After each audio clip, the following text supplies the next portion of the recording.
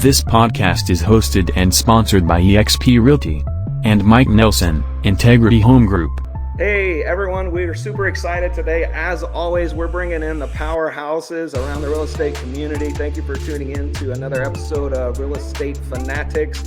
With that, today we're going to tease you with a little topic that's basically biggest obstacles agents run into. This is something that my friend that I've met over the last period of time is Alesia Parker, and she's going to give you a little bit of bio, and she is going to dig into these nuggets. I mean, who doesn't want to know some solutions to some of the common things? I mean, in real estate, most of us see the same things, and some of us overcome them and some of us don't. So I'm super excited to hear her nuggets today. So welcome to the show today, Alesia. Please give us a little bio, give our audience some of that information. Awesome. Thank you so much, Mike. I am so excited to be here and just to be able to pour into other people. That's what we do at Hero Nation. I'm a coach for Hero Nation. I've been an entrepreneur for over 35 years. My husband and I actually own 4 companies, looking at a 5th, and have been through a lot of stuff. So as a coach with Hero Nation, I am a business empowerment coach. And what that means is I am the one that business owners call when they know they have untapped potential that could be life-changing in their business. And they said, I've had enough and I'm ready to level up, hire a coach, and unlock that potential. So that's a little bit about me and what I do. I also hold an active real estate license here in Alabama. So, yeah. Yeah, I love it. I got to meet you. I had the pleasure of meeting you at a Hero Nation tribe retreat, I think, and that was up in Seattle. And I got to spend 2 or 3 days with the crew and you involved in that. And you had a great topic that you brought to the table that was pretty deep, if you will, and pretty passionate by you. So I've heard you, and I'm super excited to tap into some more of those nuggets from you today. Awesome. Well, since I have coached, and I've been an agent since 2009, so, got in the market when things were really great, so overcome a lot of obstacles. But what I've seen consistently over the past 13 years, there's 3 that are the biggest things that agents cannot get over without a little bit of help. The first one is their mindset, is realizing they are business owners. The overwhelming majority of agents I know, probably you too, came into the business as a second career or came from another job. Very few do I know came right out of high school and this is the thing that I'm doing and the only career that I've ever done. So they walk in the door saying, okay, what do I do? Where do I sit? Tell me my duties. Where's the break room? What time's lunch? And they don't realize that they are now the business owner. They wear all the hats. They're the employee, they're the manager, and the business owner. So one of the first things that I teach is you are never not a business owner. Everything that you do from this moment on, you have to do with the business in mind. And I mean, I've seen agents that have been agents for 3 years, 5 years, and they still don't quite get that concept.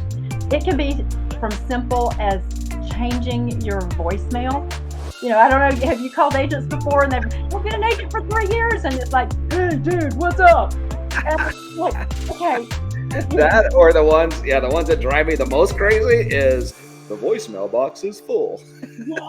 Yes, and there's nothing else there. You're like, have I called the right person? Am I, so think about it. You're really a professional. Yeah. And if you called your dentist and heard, hey dude, leave a message, would you call that dentist back, or would you think he's working out of the back of his van? So as a real estate professional, you are helping people with one of the biggest financial decisions of their life. Absolutely. And so it amazes me that you're not even taking the time to say, I'm a professional here. This is, just to change your voicemail. It can be something that's simple, but it also gets higher to the point of, are you making the best decisions with the use of your time, with the use of your money, and everything that you do from here on out? You're a business owner. Is this affecting your business? So first thing is mindset, is just really understanding you are never not a business owner and you're a professional.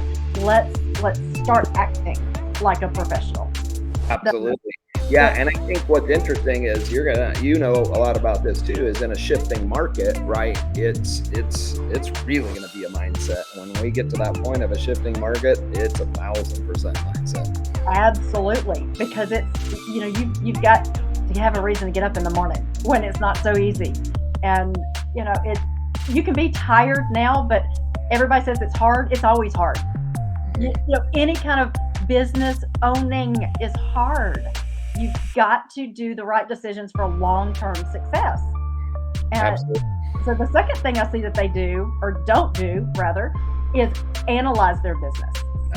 Look at, where's your business coming from? What is the best use of your time? Have you ever sat down, most people haven't, and figured out how much you make per hour based on the activity that you're doing? Yep. Most businesses, most real estate businesses have 2, maybe 3 strong pillars that are holding up your business.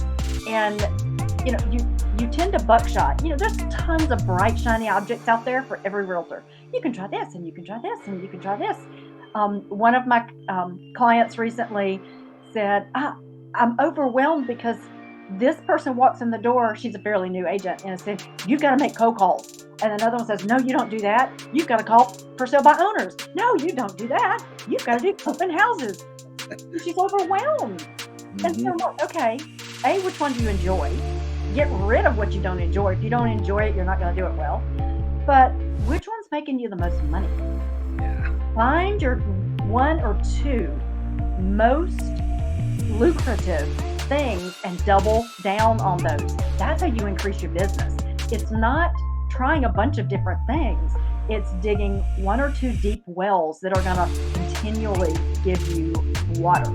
Yeah, that's a great point. And the analogy I like to use with the team is, what's more effective? It depends on the scenario, but a shotgun or a sniper in war. And I think a lot of times the sniper is more powerful because that person is making monumental changes in how the structure is set based on who the potential sniper is. Sorry, it's a military thing for me, but that's it, right? Is you're going to go really deep into one lane and sniper fire that and become an expert in it, or you just kind of shotgun it out there. Absolutely. I mean, so it's looking at your business. What did I do over the past 12 months? What were my 2 to 3 strongest things that brought me business? And then look at the dollar per hour. So it may be bringing you a lot of business and you're just busy and you're making minimum wage. Is that worth your time? Is that worth your investment? I will tell you that I at one point paid for leads from that nasty company, and I was like, oh yeah, well I had so many closings from that, but when I sat down and looked, I didn't make any money.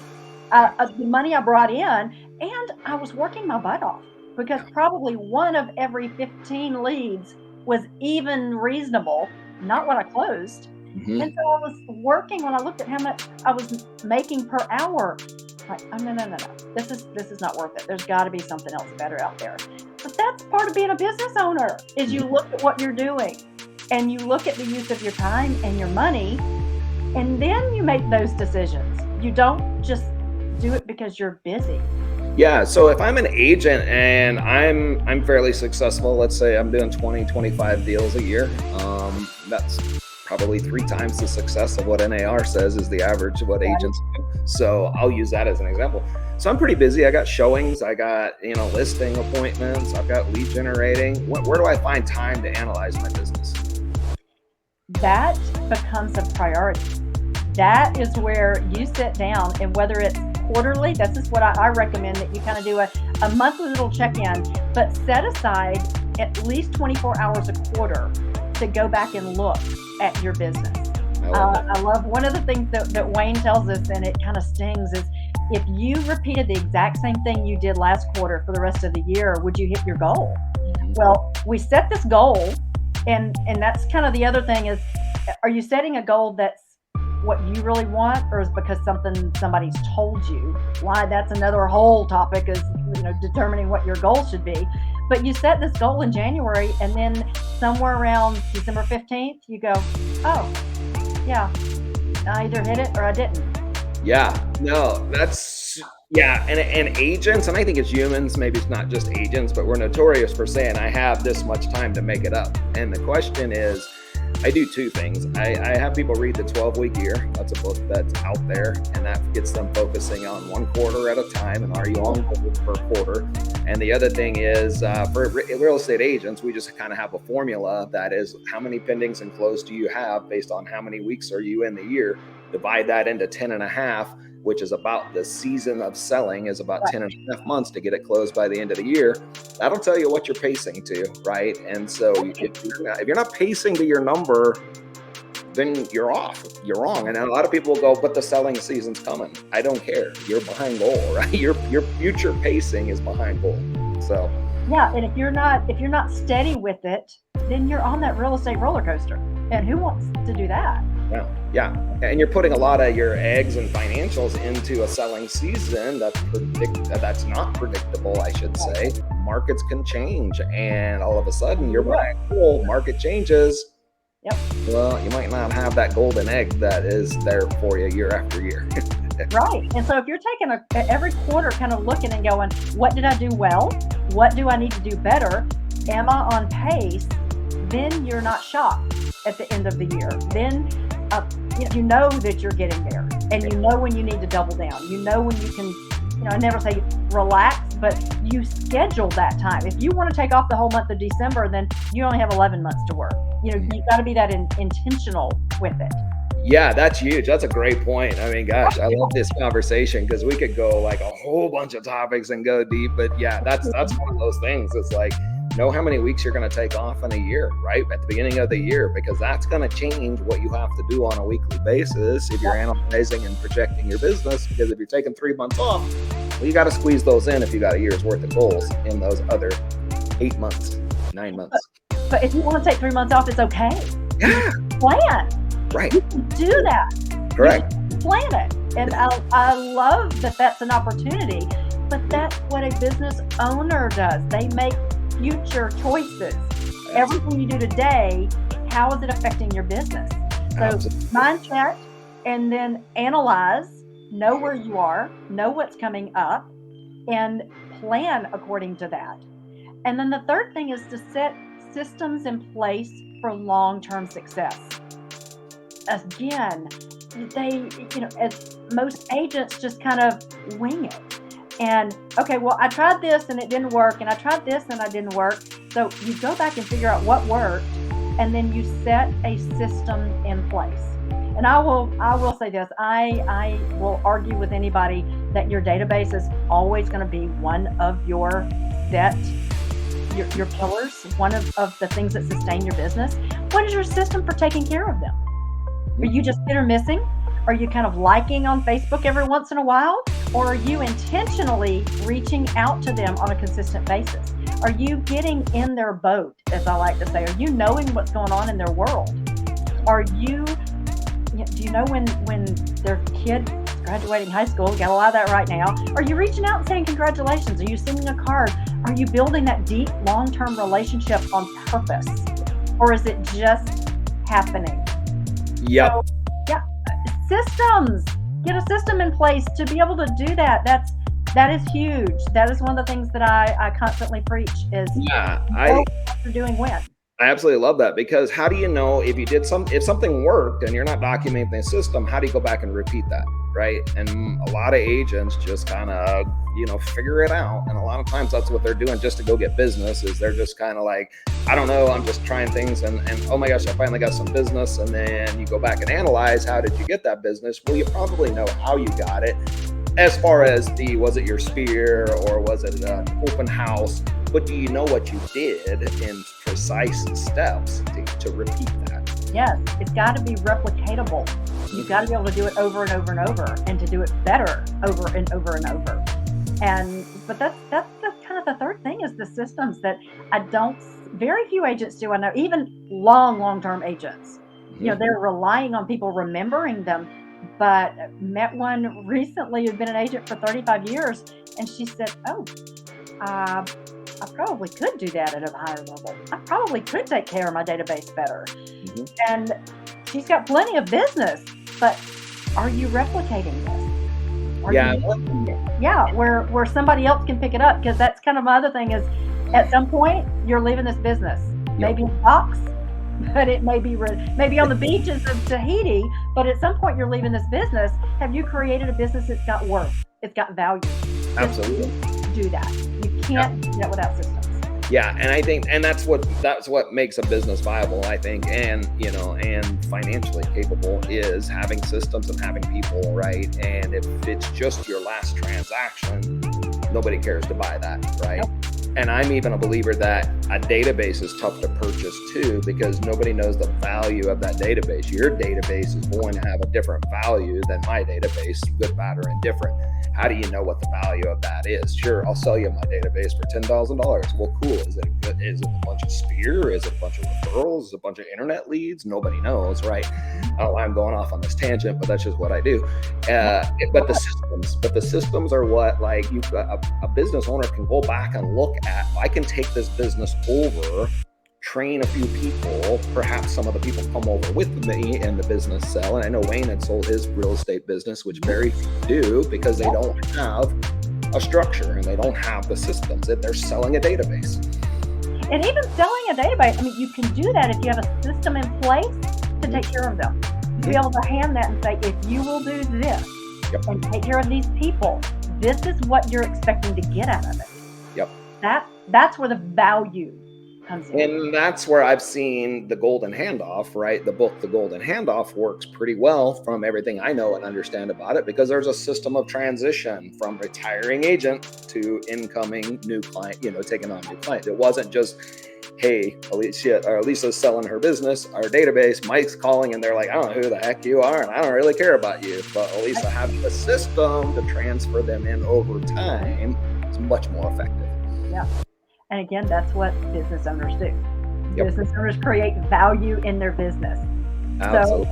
So this has irritated me so much. I've actually written a 3-step class, or a series of 3 classes that I teach on this. So brokers will hire me to come in and teach this to their agents.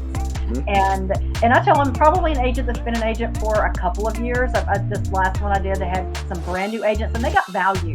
But if they've been an agent for a year or 2 or more, like I said, again, I had an agent been in their agent for 35 years in the class.